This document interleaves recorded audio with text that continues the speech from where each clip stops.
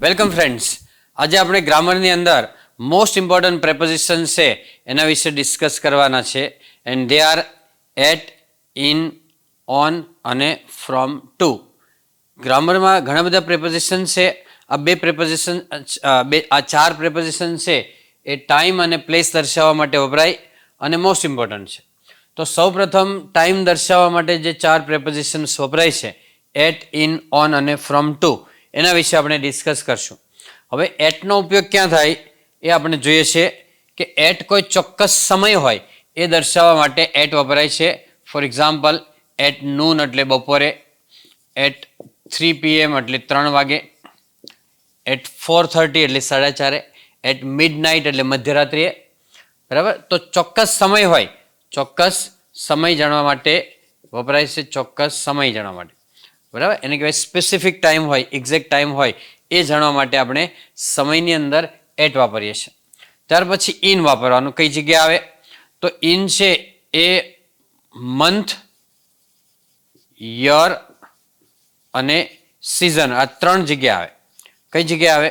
Month એટલે મહિનો, year એટલે વર્ષ અને સિઝન એટલે ઋતુ. એની અંદર ઇન વાપરવાનું છે. ફોર એક્ઝામ્પલ, ઇન જુલાઈ એટલે જુલાઈ મહિનામાં, ઇન 2005 એટલે 2005માં, અને ઇન સમર એટલે ઉનાળામાં. ઇન એટલે શું થાય? અંદર અથવા માં. તો જુલાઈ મહિનામાં, 2005માં અને ઉનાળામાં એટલે ઇના વર્ષ. ઓન છે એ ક્યાં વપરાય છે? તો ડે અને ડેટ, આ બે વસ્તુ દર્શાવવાની હોય, દિવસ અને તારીખ, તો એમાં ઓન વાપરવાનું છે. ફોર એક્ઝામ્પલ, જો ઓન મંડે એટલે સોમવારે, ઓન 1 એપ્રિલ, 1 એપ્રિલ એટલે 1 એપ્રિલે કહેવાય. શું કહેવાય? ઓન 1 એપ્રિલ એટલે 1 એપ્રિલે. જો અહીંયા જુલાઈ હતું એમાં ડેટ નહીં આવે, એમાં મહિનો છે. અહીંયા મહિનાની સાથે ડેટ આવશે. 1 એપ્રિલ હોય, ઓન લાસ્ટ એપ્રિલ હોય, તો ડેટ સાથે મંથ હોય તો ઓન લેવાનું છે, ફક્ત મંથ હોય તો ઇન લેવાનું છે. પછી ફ્રોમ ટુ. ફોર એક્ઝામ્પલ, બે ટાઈમ કહેવાના હોય તો ફ્રોમ ટુ કહેવાય.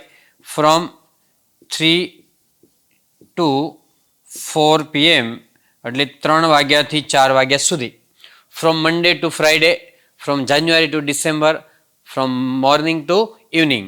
તો આ રીતે બે સમય કહેવા માટે ફ્રોમ અને ટુ. એટલે ફ્રોમ એટલે જે સમયથી શરૂઆત થાય અને ટુ એટલે આટલા સમય સુધી ચાલે કોઈ પણ ક્રિયા, તો એના માટે ફ્રોમ અને ટુ આવે છે. Similarly we have place or location. એમાં આના જ પ્રેપોઝિશન્સનો ઉપયોગ આપણે જોઈએ છીએ કે સ્થળ દર્શાવવા માટે કેવી રીતે આ પ્રેપોઝિશન્સ વપરાય છે. હવે એટ છે ને એ કોઈ ચોક્કસ જગ્યાએ હોવ, અમુક સ્થળે હોવ, લોકેશન છે અથવા લેન્ડમાર્ક છે એમ હોવ. For example, I am at home એટલે હું ઘરે છું. આઈ એમ એટ મિની બજાર એટલે હું મિની બજાર છું. બરાબર. અમુક જગ્યાએ હોવ. I am at station, I am at garden, I am at VIP circle. બરાબર. તો એટ એટલે અમુક જગ્યાએ હોવ, એમાં એટ વપરાય છે. પછી ઇન ક્યાં વપરાય? તો આઈ એમ ઇન સુરત એટલે હું સુરતમાં છું. આઈ એમ ફ્રોમ સુરત કહે તો હું સુરતથી આવું છું, બહાર હોય સુરતની બહાર, તો આઈ એમ ઇન સુરત એટલે હું સુરતમાં છું. I am in RK society એટલે હું આરકે સોસાયટીમાં છું. Okay. I am in Krishna apartment એટલે હું ક્રિષ્ના અપાર્ટમેન્ટની અંદર છું. તો ઇન એટલે એન્ક્લોઝ વાળી કોઈ જગ્યા હોય, બિડાણ અથવા દિવાલ હોય, ફેન્સી કોઈ પણ રૂમની અંદર છું તો ઇન રૂમ કહેવાય. તો ચારે બાજુ કંઈ બિડાણ જેવી જગ્યાએ હોય તો ઇન કહેવાય છે. ખાસ કરીને સિટી, સોસાયટી અથવા એપાર્ટમેન્ટની અંદર ઇન કહેવાનું છે. પછી ઓન ક્યાં કહેવાનું છે?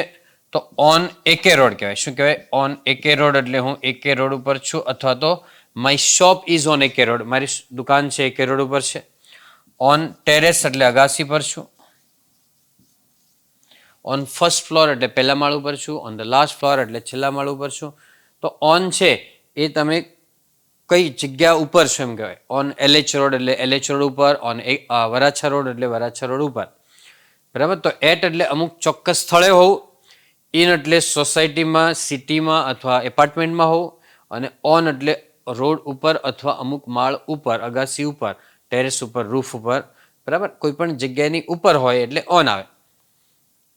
અને ફ્રોમ ટુ છે એ બે સ્થળ બતાવે છે. For example, from Surat to Ahmedabad એટલે કે સુરતથી અમદાવાદનું અંતર બે પ્લેસ બતાવવાના હોય. It is 256 kilometres from Surat to Ahmedabad. It is 125 kilometres from Surat to Baroda. It is 60 kilometre from Surat to Bharuch. તો સુરતથી અમદાવાદ છે આ બે સ્થળ હોય તો એકની આગળ ફ્રોમ મૂકવાનું અને બીજાની આગળ ટુ મૂકવાનું છે.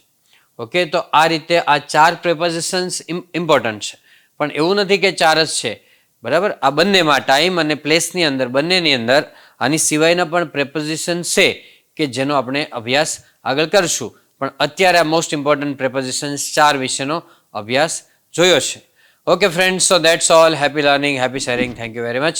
મિત્રો, વિડીયો ગમે તો લાઇક કરો, શેર કરો, ચેનલને સબસ્ક્રાઈબ કરો અને જે ટોપિક વિશે જાણવું હોય એ ટોપિકને કોમેન્ટમાં લખીને જણાવો.